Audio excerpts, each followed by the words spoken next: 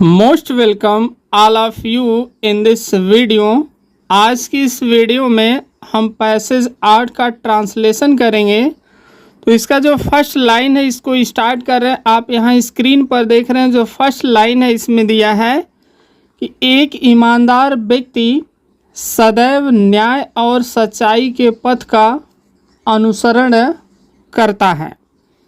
सबसे पहले आपको पहचानना है कि ये जो वाक्य है ये कहाँ का है। तो आप यहाँ देख रहे हैं इस वाक्य के अंत में आ रहा है कि ता है। तो ता है, ती है, ते है, ये सब टेंस में आपको पढ़ाया जाएगा। उसमें आपको पहचान में लिखवाया गया है कि ता है, ती है, ते है, ये सभी किसकी पहचान है? प्रेजेंट इंडेफिनिट टेंस का है। तो ये जो सेंटेंस है यह है प्रेजेंट इंडेफिनिट टेंस का है, जिसका रूल होता है सबसे पहले हम क्या लिखते हैं? सब्जेक्ट लिखेंगे, उसके बाद क्या करेंगे? वर्ब का फर्स्ट फॉर्म और उसके बाद यस या ईएस और उसके बाद क्या करेंगे? ऑब्जेक्ट लिखेंगे। तो यहाँ इस वाक्य में हमें यह ढूंढना है कि इसका जो सब्जेक्ट है वो क्या है। तो यहाँ देखिए इसका सब्जेक्ट हो जाएगा एक ईमानदार व्यक्ति। ये इसका सब्जेक्ट हो जाएगा, यानी यही इसका क्या है? करता है एक ईमानदार व्यक्ति। तो हम क्या करेंगे? सबसे पहले इसकी अंग्रेज़ी लिखेंगे एक ईमानदार व्यक्ति की। तो इसकी अंग्रेज़ी हो जाएगी एन ऑनेस्ट मैन। देखिए लिखेंगे एन, उसके बाद ईमानदार का HONEST हो जाएगा एन ऑनेस्ट। उसके बाद क्या करेंगे? व्यक्ति क्या आप क्या लिखिए? या तो आप पर्सन लिखिए PERSON पर्सन लिखिए, या तो आप इसके अलावा लिख सकते हैं मैन। एन ऑनेस्ट पर्सन या लिखिए एन ऑनेस्ट मैन, एक ईमानदार व्यक्ति। अब इसमें देखिए फिर हम क्या लिखेंगे? इसके बाद हमें क्या लिखना है कि वह अनुसरण करता है। तो अनुसरण करना, नकल करना, ठीक है। तो इसका हम लिखेंगे फॉलो। लेकिन फॉलो वह क्या करता है? सदैव फॉलो करता है। यानी अनुसरण कैसे करता है? सदैव करता है। या कहिए कि सदैव क्या करेगा? अनुसरण करेगा। तो अनुसरण का फॉलो लिखेंगे, लेकिन इसके पहले हमें क्या लिखना है? सदैव का।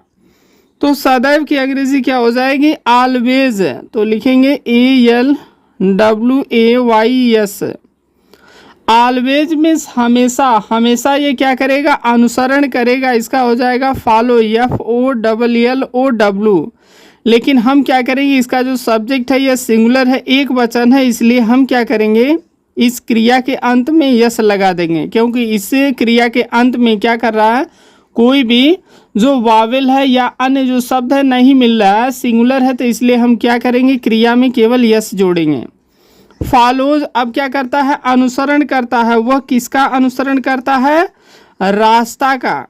तो क्या लिख देंगे? फॉलोज। उसके बाद क्या करेंगे? लिखेंगे द पाथ मीन्स रास्ता। PATH मीन्स होता है पाथ मीन्स रास्ता। कौन सा रास्ता का वह अनुसरण करता है? अब के की अंग्रेजी लिख देंगे ऑफ। कौन सा रास्ता है?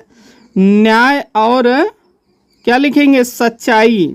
तो न्याय का क्या हो जाएगा? लिखेंगे जस्टिस, JUSTICE। जस्टिस मीन्स हो जाएगा न्याय। और उसके बाद क्या लिखेंगे? एंड। और फिर क्या लिखना है? सच्चाई। सच्चाई का आप क्या लिख सकते हैं? ट्रूथ है। या तो आप केवल ट्रूथ लिखिए, या आप लिख सकते हैं ट्रूथनेस, फुल स्टॉप।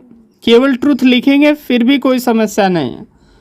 फिर से देख लीजिए, कह रहा है कि एन ऑनेस्ट पर्सन या एन ऑनेस्ट मैन ऑलवेज हमेशा फॉलोज, वह क्या करता है? अनुसरण करता है, पालन करता है। द पाथ मीन्स जो रास्ता होता है, आप जस्टिस मीन्स न्याय का, एंड मीन्स और ट्रूथनेस मीन्स होता है सच्चाई का। केवल आप ट्रूथ भी लिख देंगे फिर भी यह गलत नहीं होगा।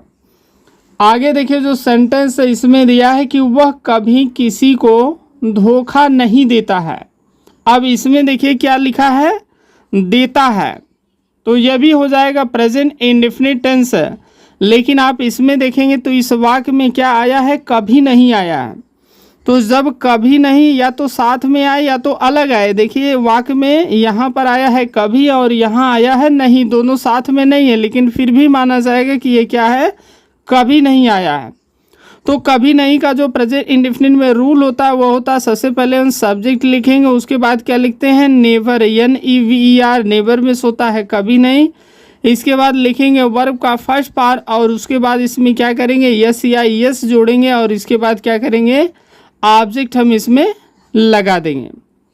तो सबसे पहले हमें क्या लिखना है, कर्ता लिखना, वो क्या है, सिंगुलर है, एक वचन है, तो वह की अंग्रेजी हो जाएगा ही। अब कभी नहीं का जो अंग्रेजी वो क्या लिखेंगे, नेवर। ही नेवर, वो कभी नहीं क्या नहीं करता है, धोखा नहीं देता है। तो धोखा नहीं देता, धोखा देना का अंग्रेजी लिखेंगे डिसीव, DECEIVE।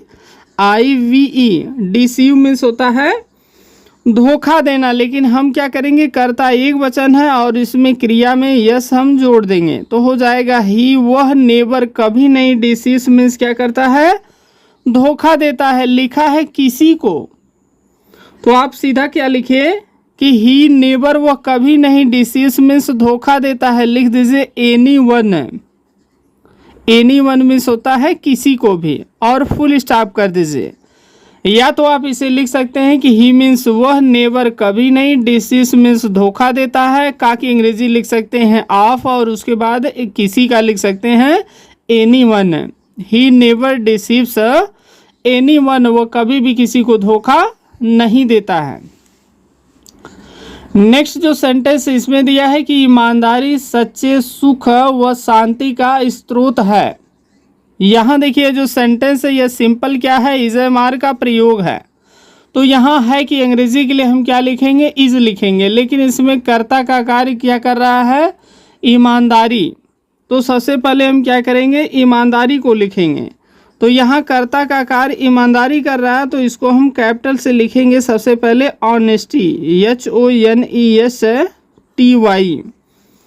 हो जाएगा ऑनेस्टी, और इज एम आर का प्रयोग है तो क्या लिखेंगे, इज लिखेंगे। ऑनेस्टी इज द, ऑनेस्टी क्या है, स्रोत है, तो स्रोत के लिए हम क्या लिखेंगे, source. Honesty is the source, SOURCE हो जाएगा। ऑनेस्टी इज द सोर्स, यानी जो ईमानदारी है वो क्या है, एक स्रोत है, किसका है, अब का की अंग्रेजी लिखेंगे ऑफ, किसका है, सच्चे सुख का और शांति का। तो सच्चे सुख का क्या हो जाएगा, ट्रू हैप्पीनेस, TRUE हो जाएगा ट्रू, और फिर लिखेंगे हैप्पीनेस, HAPPINESS हो जाएगा ट्रू हैप्पीनेस, और लिखेंगे एंड, और फिर क्या लिखेंगे, शांति, यानी शांति का क्या लिखेंगे, पीस मीन्स होता है मानसिक शांति, PEACE फुल स्टॉप।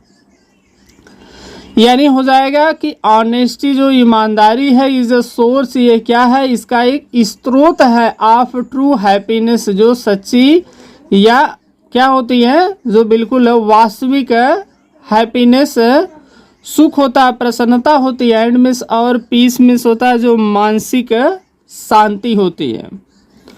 लास्ट जो सेंटेंस इसमें देखिए दिया है, इसमें दिया है कि उसके लिए ईमानदारी ही सबसे उत्तम नीति है। उसके लिए ईमानदारी ही सबसे उत्तम नीति है। यहाँ भी क्या है, इज एम आर का प्रयोग करेंगे।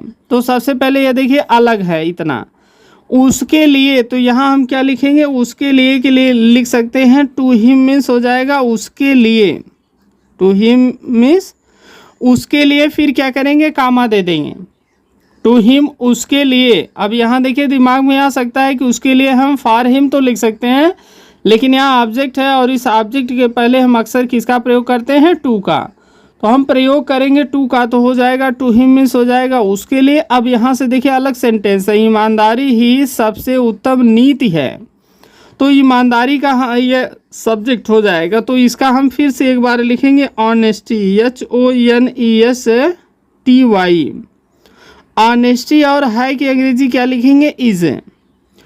उसके लिए टू हिम हो गया, ईमानदारी यानी ऑनेस्टी जो ईमानदारी, इज मीन्स है क्या है, द बेस्ट सबसे उत्तम, ये कहिए या सबसे अच्छा, तो जो सबसे अच्छा होता है उसमें हम क्या करते हैं, सुपरलेटिव डिग्री लगा देते हैं, तो हो जाएगा इज बेस्ट BEST हो जाएगा बेस्ट, और नीति का होता है पॉलिसी POLICY हो जाएगा पॉलिसी। तो कह रहा है कि टू हिम मीन्स उसके लिए, ऑनेस्टी जो ईमानदारी है इज़ बेस्ट पॉलिसी, उसके लिए जो ईमानदारी है वह सबसे उत्तम नीति है, या कहिए सबसे अच्छा गुण है, क्वालिटी है। तो इस पैसेज जो था पैसेज नंबर 8 है, ये यहाँ समाप्त हो रहा है। नेक्स्ट जो पैसेज है उसको नेक्स्ट वीडियो में कवर करेंगे। तो ये पैसेज यदि आपको पसंद आया हो, ये वीडियो आपको पसंद आई हो, तो आप इसे लाइक करें, शेयर करें, और कोई भी क्वारी है तो कमेंट करें। और फर्स्ट टाइम चैनल पर आए हों और ऐसे ही वीडियो पाने के लिए चैनल को सब्सक्राइब करके बेल का आइकन प्रेस ज़रूर करें। तो आज के लिए बस इतना ही। Thanks for watching.